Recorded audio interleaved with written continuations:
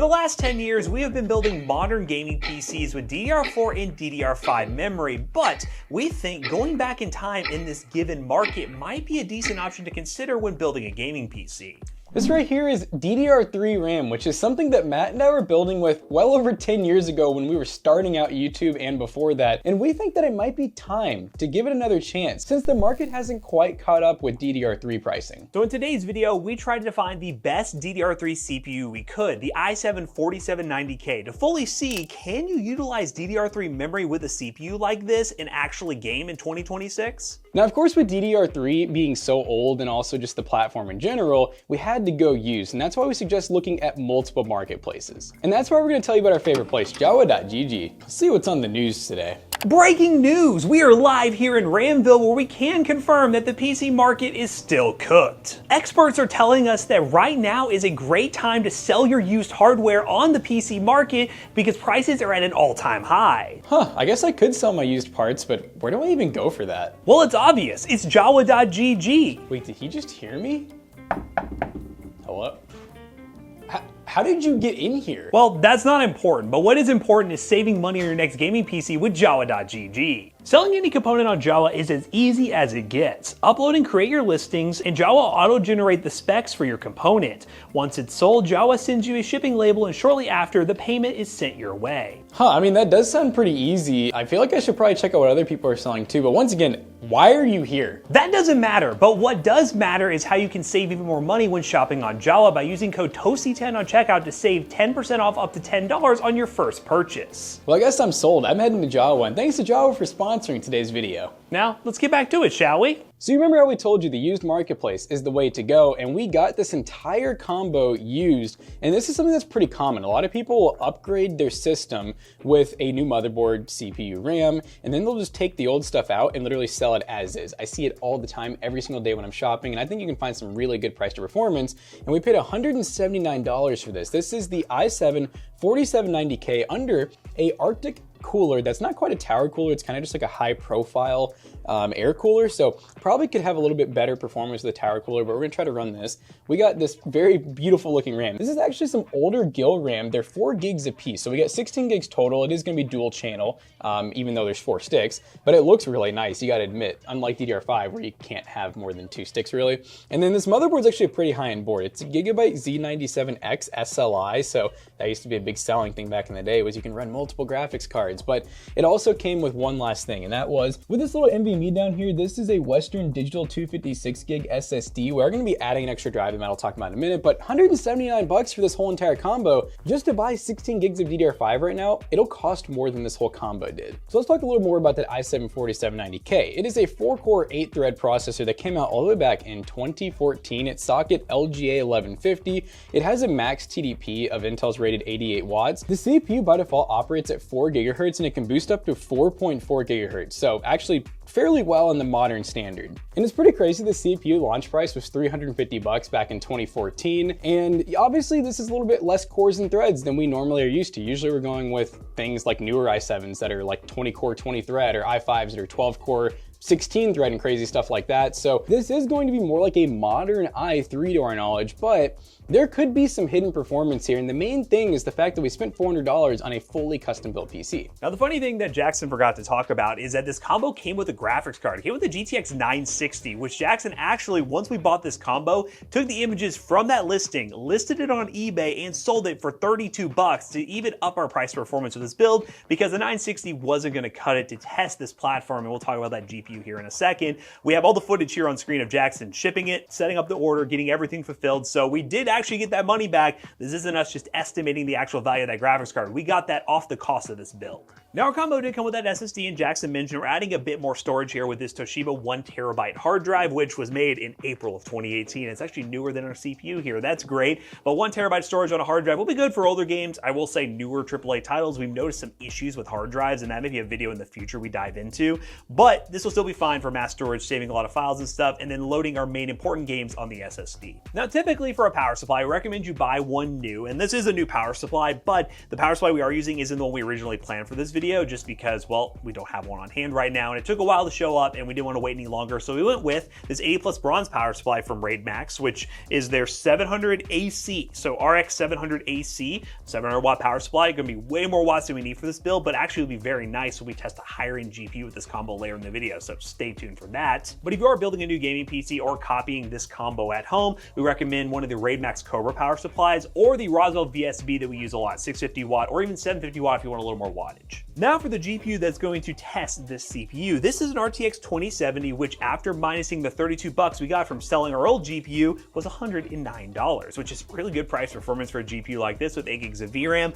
Main reason we want this graphics card is it is Gen 3, which is the max supported bandwidth that is allowed on the 4790K and this motherboard. There is no Gen 4 support, so that's going to be interesting to see how this performs. And this is a much newer GPU compared to this CPU. So what kind of bottlenecking will we experience in games? Will this GPU be able to stretch its legs fully? Further, we're going to throw in a Gen 5 card later in this video, probably like an RTX 5060, to see what would happen if you throw such a high PCI bandwidth GPU in a motherboard like this that is limited to Gen 3. Will we be able to use DLSS features and have no problems? That'll be a fun experiment to find out. And all these parts are going to be housed very nicely inside this GAMDS ATX case, which has 4 ARGB fans pre-installed, which is pretty nice. Comes in at $49 and pretty decent ventilation up front. Not too bad for the price. And again, all in all, around $400 for this entire build. And I'm excited to see with this testing what DDR3, more specifically this high-end CPU on DDR3 is still capable of in 2026.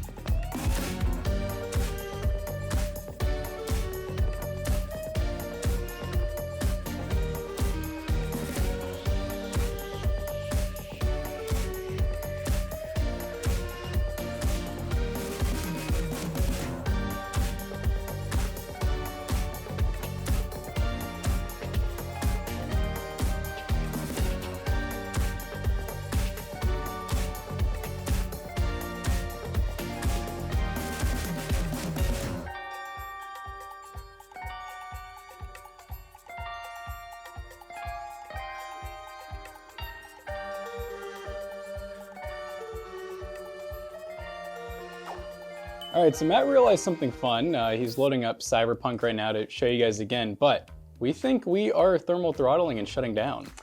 Yeah, I'm loading in. I might have to restart this one more time to actually get afterburner hooks. I want to show you guys the CPU temperature so that it doesn't just seem like I'm just making a wild guess on what's going on. Basically what's happening, I was able to run 3D Mark without any problems. Or wait, maybe it just shut down again before I even got into the benchmark.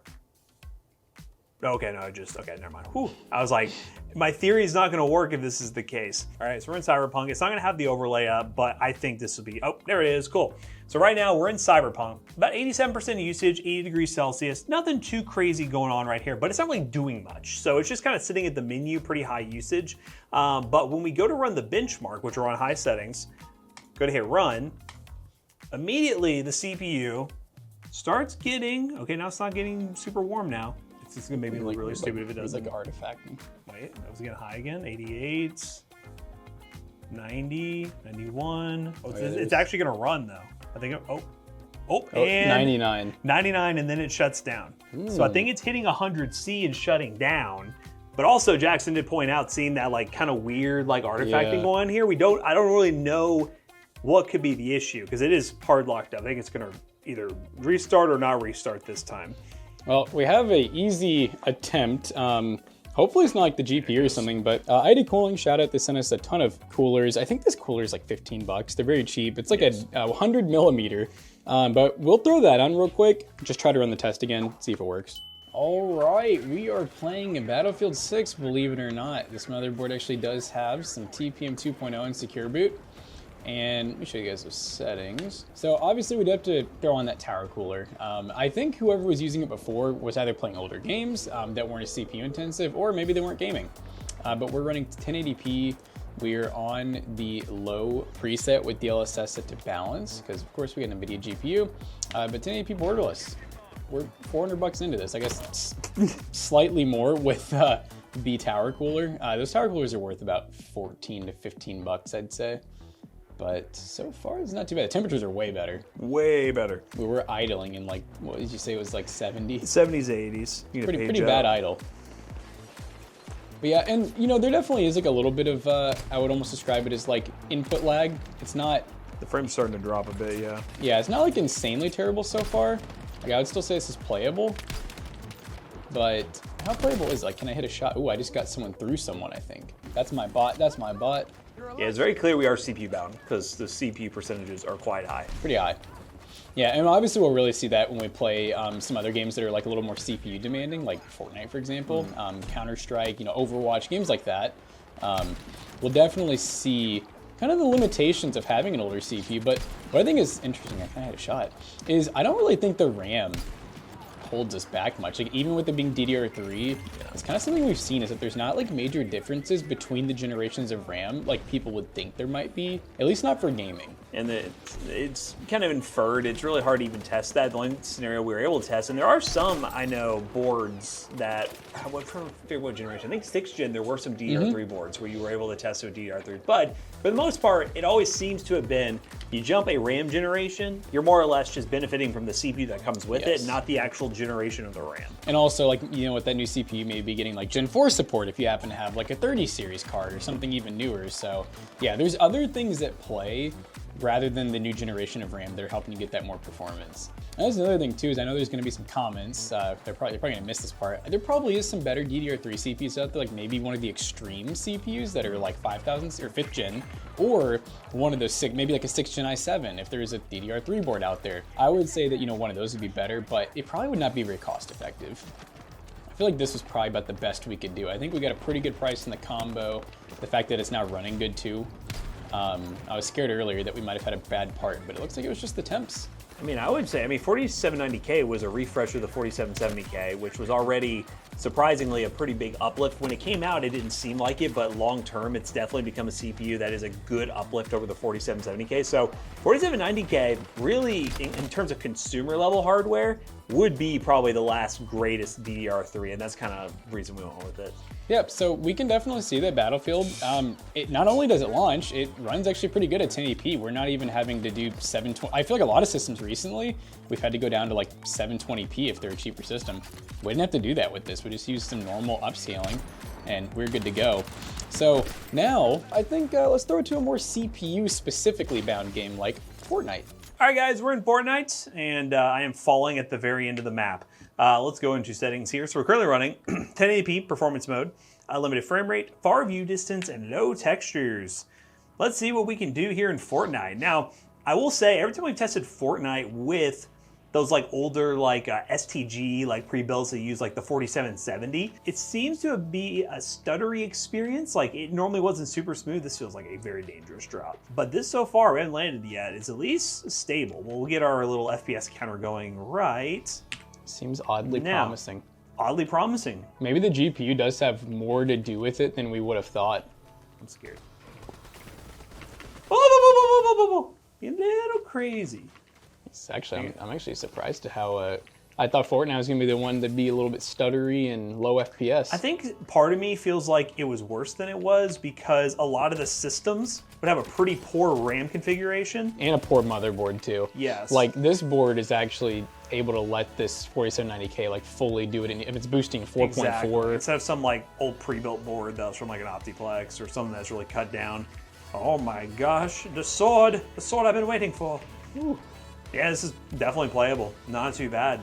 Obviously, we are CPU bound here, but we're still getting 100 plus FPS. This is how the 4790K should be used. The one thing that's gonna be fun if you stay tuned till kind of more towards the end is we're gonna be comparing this system with a 5060 inside of it to our test bench that's a 9600X with a 5060. We're going to talk about like kind of the price to performance of the two and see just how much different they are, because maybe it's not necessarily worth building a new PC compared to this right now. And you'll at least be able to use that as a guideline to see, okay, well, yeah, you could put a 5060 in this and we'll be limited to PCI Gen 3. And you'll see those numbers, but how bad is it compared to what a normal configuration would look like? We'll be able to show you those numbers. Yeah! Oh God. Yeah! Oh! Oh God. Oh God, I lost him. You couldn't even find him. Oh, I lost him. I was getting ready to end anyways. That actually worked out pretty well. So average 184, 1% of 83. Smooth. Pretty good. Using the performance mode, not too bad. Let's try another game. All right, we are in Arc Raiders, so kind of like Battlefield 6, another game that people are playing, and realistically, we're gonna play games that people are gonna play, not games that will only run in like a 4th Gen i7. And so far, there hasn't really been a game that's not running in, and you'll like this. We're doing 1080p, not at the lowest settings. We are using DLSS on balance in the CNN model, and we're running low ray tracing with medium settings. I think stuff will probably load in a little more, so maybe we'll get a little more FPS, maybe a little less, but so far, she is playable. It's like a console experience right here. It is also important to mention, especially for those who've been watching some of our recent videos, we did install the games on an SSD. I know we mentioned that hard drive as like an option, and we are gonna leave that in there when we sell it, which is still fine for older games, but we did notice in another video, some of these newer games on hard drives does impact the performance a little bit, especially with like texture loading in. So to make things consistent, we installed everything on the SSD for gaming just to avoid any like hard drive variables. Yeah, and obviously if we had more time to benchmark, we would just uninstall a game and then just put another one on the SSD, but we don't got time for that. Here it comes! Look at him shooting him.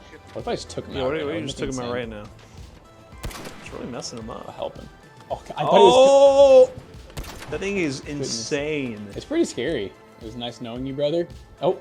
Salute. Oh. Yo, what did they do to this place? Run, buddy. Do you think if he kills him, he's going to come after me? If he just jumps right on you from there. Okay, I think he's coming after me. I think he wants you now. And now you got a little drone at you. Oh, he does jump. He can't get down here though, right? Stupid. Stupid.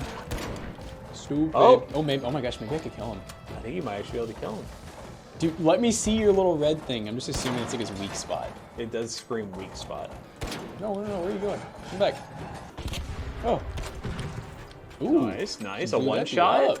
This might be our best arc run yet. More on $400 build. Kind of hurts. You can loot him. Oh, someone else is still. Oh, maybe that guy finished him. Yeah, I gotta say, this is, it's definitely not bad. And obviously, lower settings, you'd get a little more FPS. It wouldn't be much. I'm trying to actually put as much as I could on the GPU. Even if we go low settings, that CPU is still going to be basically maxed out like it is now. And obviously, the sane solution is to put a better GPU in it. And that's what we're gonna do. 5060, yeah. Hell yeah. Why not? All right, well, I feel like we did a pretty good run there. Let's go ahead and let's hop out with the loot that we got. There's gonna be one of those blowy up things down here. It's gonna kill me. I mean, honestly, overall, this PC is running better than I thought it would. I feel like the 2070 is stretching it, and it is a little bit, but I feel like it's for what we paid for it. I mean, 110 bucks basically, minus even without selling the 960. I think it was $140 for a 2070. Yeah. And someone just took the train. There's some value still in 20 series. Yeah, even when there's like Bottleneck, it's not like Bottleneck hurts anything. If anything, it just makes it to where whenever we want to upgrade from our i7, we could just hang on to it. What is that?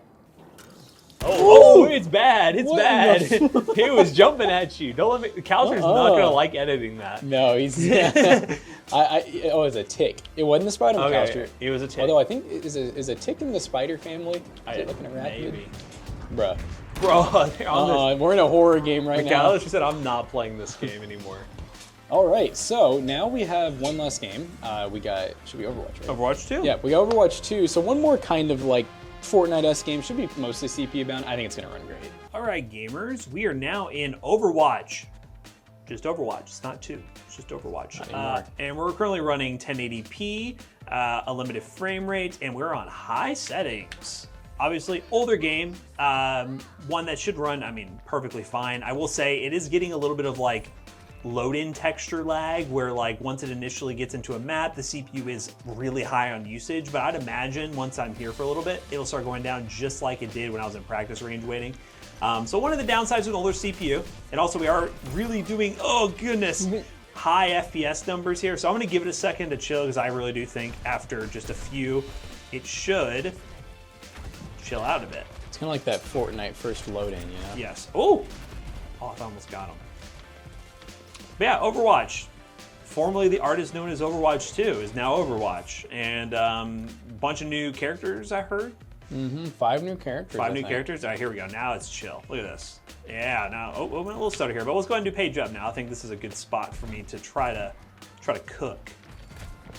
Where'd they go? Where'd they go?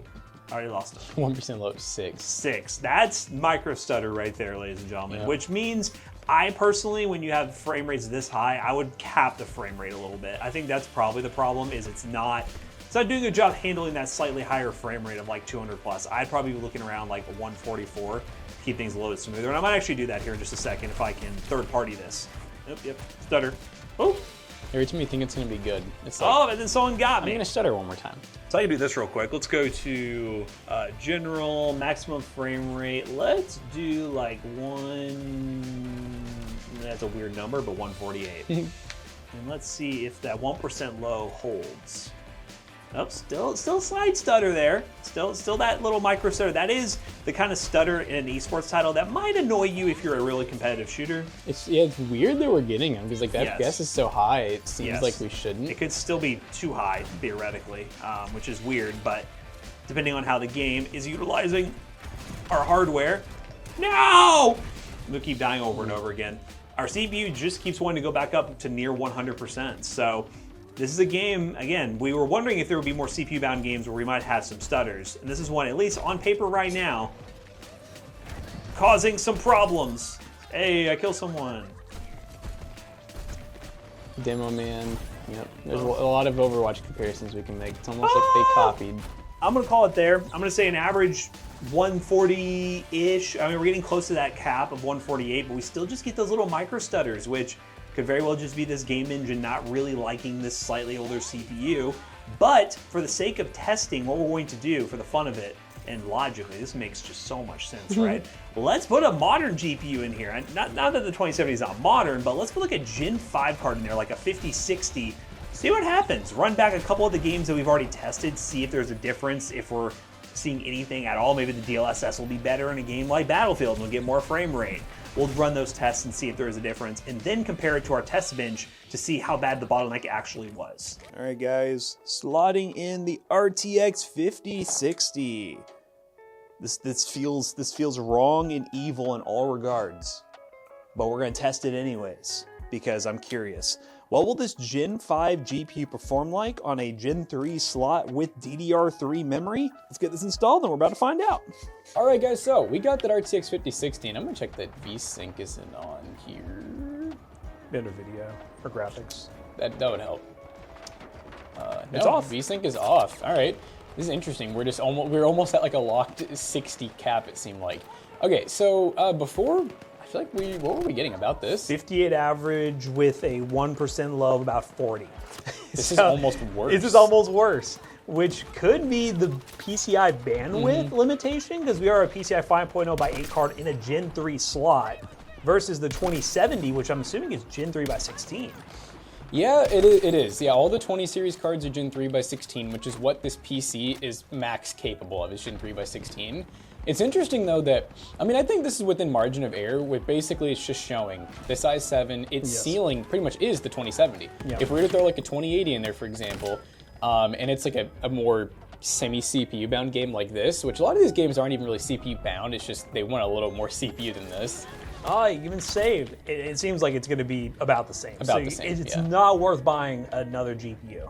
It just goes to show that if we had put like a 2060 in this, it might be a little more balanced, but we got such a good deal on our 2070. It's kind of like a no-brainer, because now we kind of have like an upgrade path for if we ever decide to go with like a new DDR4 platform or DDR5 platform, and I'm dedicated. Yeah, interesting to see.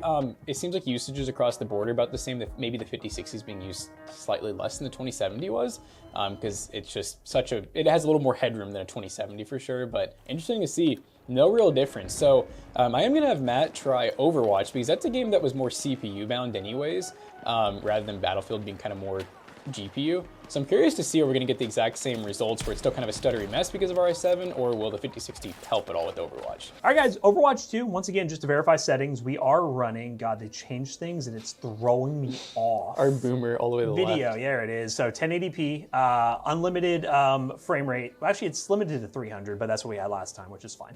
In-game resolution is at 100%, so we're not getting auto scaling here, and we're on the high preset. Yeah, we're definitely still loading stuff in right now. Yes, so I'm not going to run just like the last time. I'm going to give it a little bit to load in.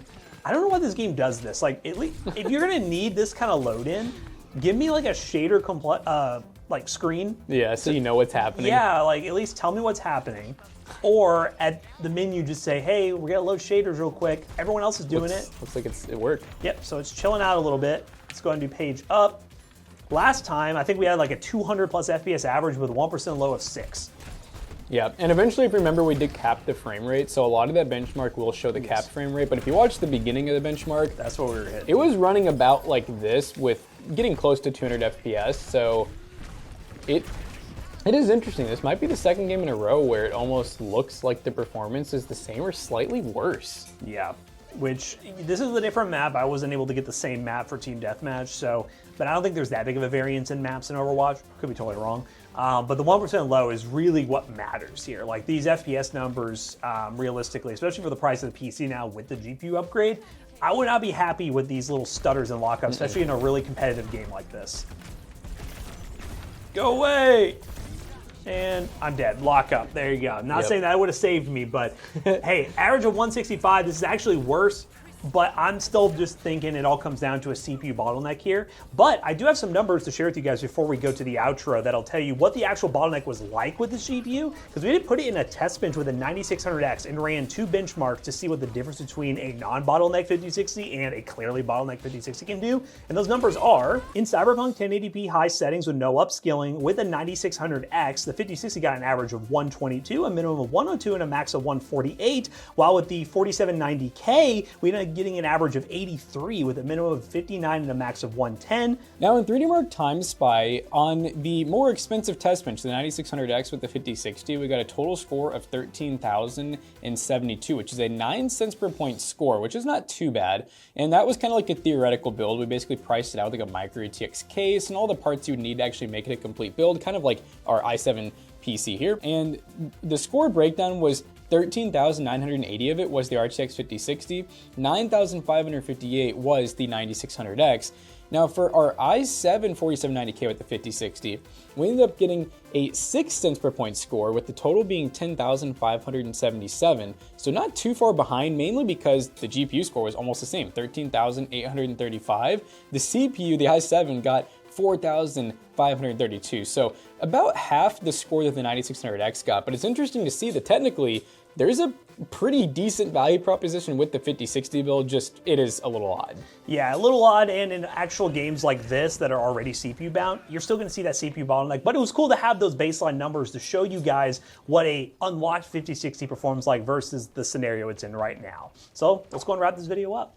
Well, that was pretty interesting to see that DDR3 RAM, which came out well over 10 years ago, is still playable in pretty much every game that we tested in 2026. Now, we did see a lot of limitations in this video, but let's go back to the beginning. The fact that this PC is $400 or less to build, it looks really good, it's completely custom built, and it's a platform that you can actually do for this price of $400 or less. And in this market, that is not a given right now, and the price performance we got was pretty solid. I know we ran a lot of benchmarks for you guys with the 5060 versus the 2070, but we got 2 more benchmarks to talk about, which is this PC in its final form and 3D Mark Time Spy and Cyberpunk.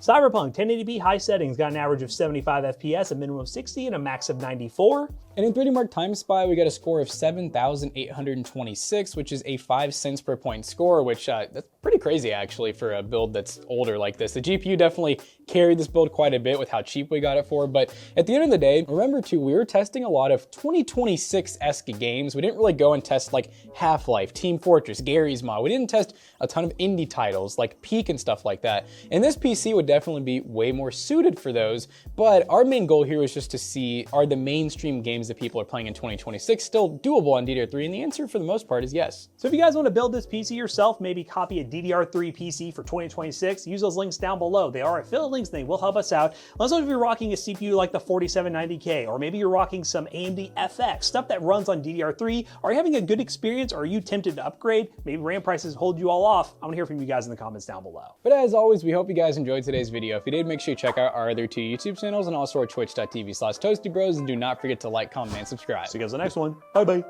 Now, this PC will be for sale at PCBros.tech, and if you didn't know, at PCBros.tech, we actually help sponsor a free giveaway PC every single month at Toasty Bros Twitch channel.